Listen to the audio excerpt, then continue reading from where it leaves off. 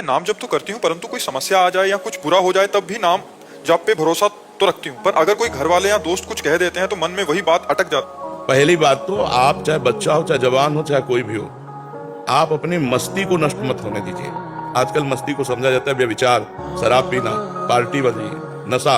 ये मस्ती नहीं है, ये गुलामी है, ये पराधीनता है, विषयों की गुलामी, व्यसन की गुलामी, नाना प्रकार की। अपनी मस्ती भगवान है, भगवान का चिंतन करते हुए मस्त है। तुम गाली दो, तुम प्रशंसा करो, ये तुम्हारा दिमाग है।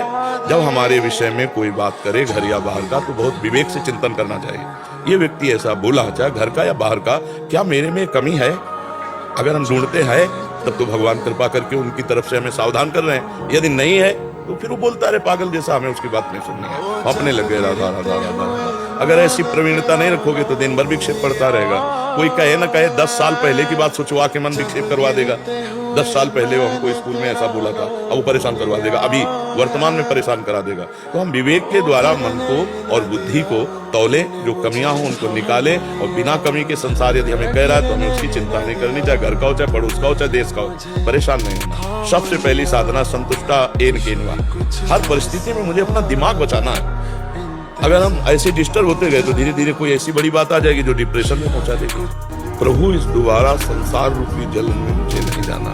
और वैसे भी इसमें कितने भयंकर दुख हैं, देख लो कितना इस संसार में कष्ट है। चाहत सबसे ज्यादा कष्ट है, और कोई हृदय ऐसा नहीं जिसमें चाहत ना हो। प्रतिपल भोग रहे फिर भी भोगने की चाह, रोज भोजन पा रहे फिर भी पाने की चाह, जीने की चाह, रुपया की चाह, मतलब कितनी चाहे, एक दो चाहे हैं। एक चाह कोई बता दे हमारी ये पूर्ण हो जाए तो हम कभी चाह नहीं करेंगे, ऐसी कोई चाह नहीं। एक ही चाह है, भगवान मिल जाए।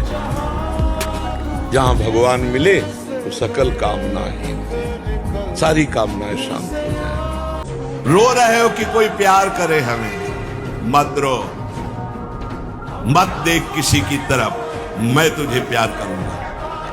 मेरा केवल नाम ले, अगर सब दुखों से दूर न कर दूं तो कहना।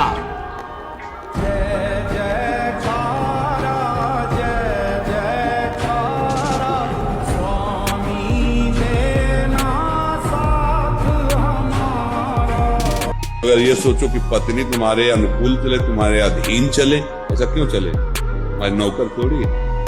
जैसे पुरुष शरीर में तुम उसके पति हो, ऐसे स्त्री शरीर की वही जीवात्मा भगवान का अंश है, वरदांगिनी। उसकी भी कुछ मनोवृत्तियां, तुम्हारी भी मनोवृत्तियां, तुम अपनी मनोवृत्तियों को झुका।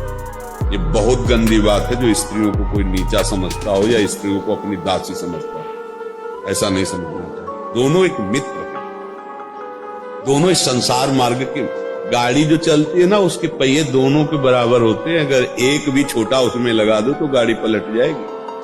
ये जो लोग समझते हैं कि मैं पुरुष हूं तो बहुत बड़ी चीज हूं, ये स्त्री है तो एकदम छोटी बात है, ऐसी बिल्कुल गलत है। तुम्हारा जैसा जीवन है वैसे ही उसका भी जीवन है।